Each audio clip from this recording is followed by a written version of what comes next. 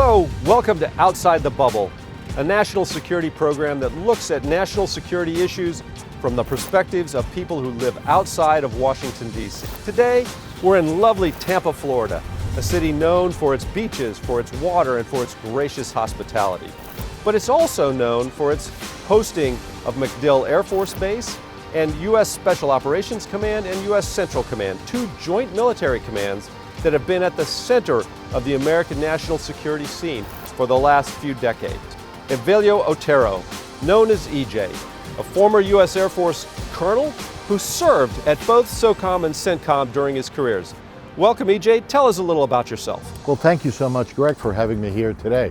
It is a pleasure. Well, 30 years. It was a long career that took me to different places around the world. Took me from Italy at the tactical level through NSA in Washington, D.C. and the Pentagon.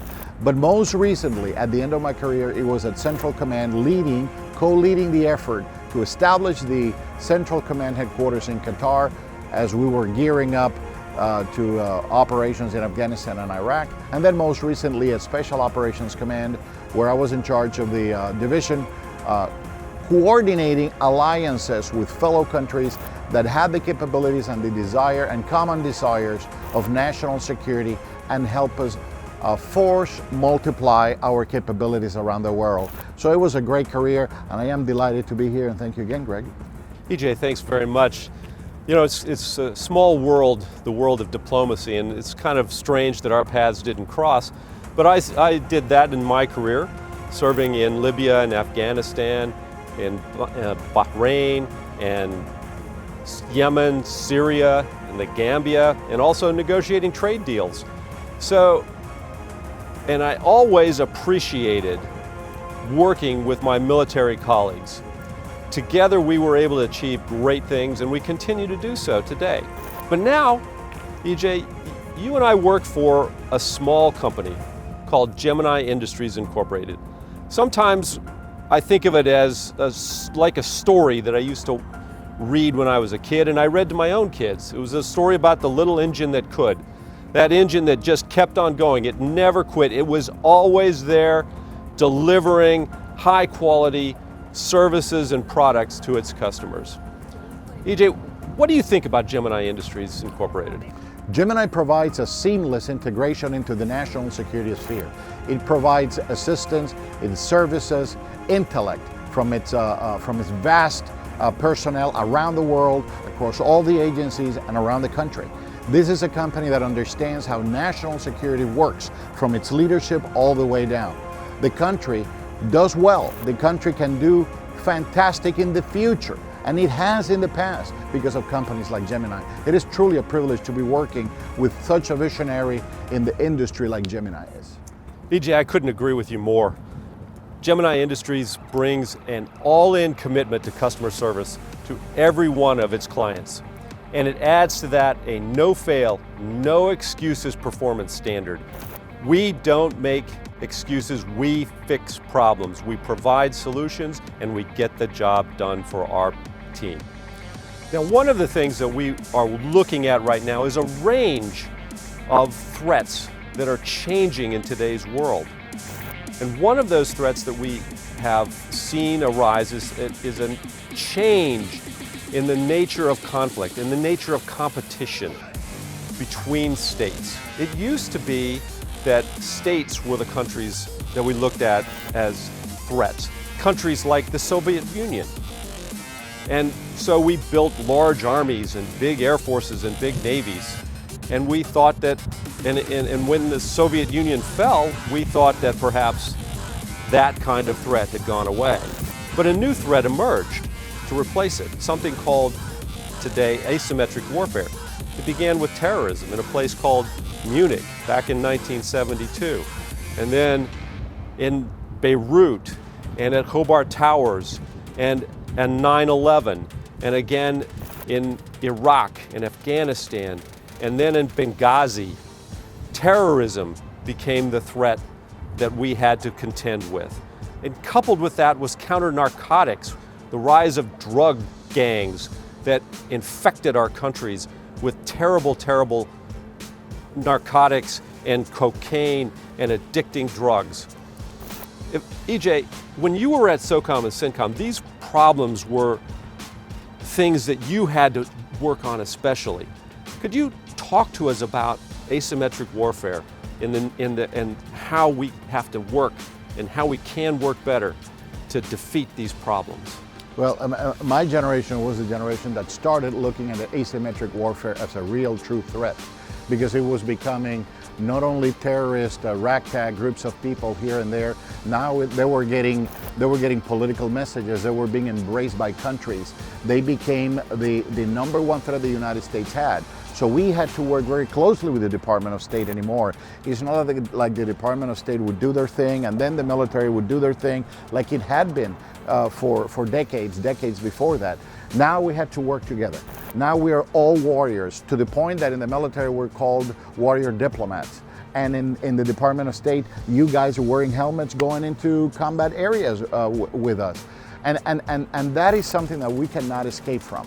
There has to be an understanding, and there is a clear understanding, that the total of the government has to address it. It's not anymore tank to tank, airplane to airplane, soldier to soldier. Now we're looking, like you so brilliantly stated, not only terrorism and not only narcotics trafficking, which really started in plenum in the 80s, but now we're looking at weapons of mass destruction. Now we're looking at finances and moving billions of dollars around the world, destabilizing economies. Now you have 1, 2, 3 terrorist organizations, even if they're different in scope, working for a country that is an enemy of the United States. There are several of them out there. So we have to be very well prepared, not only at the government, but also at the private level, at the private industry level, to address this threat efficiently and effectively. Exactly, EJ. And you know, one of the things that I did as in an embassy in working with warrior diplomats like yourself was connecting our military to civilian services particularly civilian law enforcement services in our allies and partners. Because while we may look at the counter-narcotics and counterterrorism threats as expeditionary in nature, in other words, they are outside our borders for the most part, our allies and partners see those threats as domestic concerns. And so we have to learn and to work with their law enforcement services as they address these problems consistent with their constitutions and laws. Human rights is something we cannot ignore as we go about our business.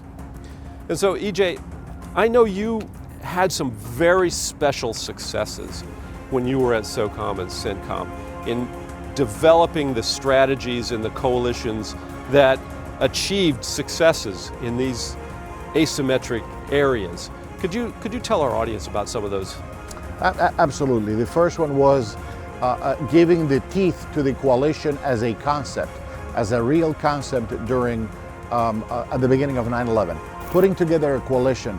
There was a group of individuals, a group of leaders under the leadership of General Franks that were the key elements in defining how we were going to share intelligence, how we were going to get our allies involved in the operational planning of actions and operations overseas. A lot of things came out of that. The development of the Predator, the development of ISAF, NATO forces deploying outside of NATO, all these things, the sharing of the intelligence in a foreign environment outside of NATO with our NATO forces, and of course identifying those countries that were not clearly defined in alliances and bringing them as part of that coalition with CENTCOM to make sure that we were effective and that we were as deadly as possible in Afghanistan, and then follow on Iraq.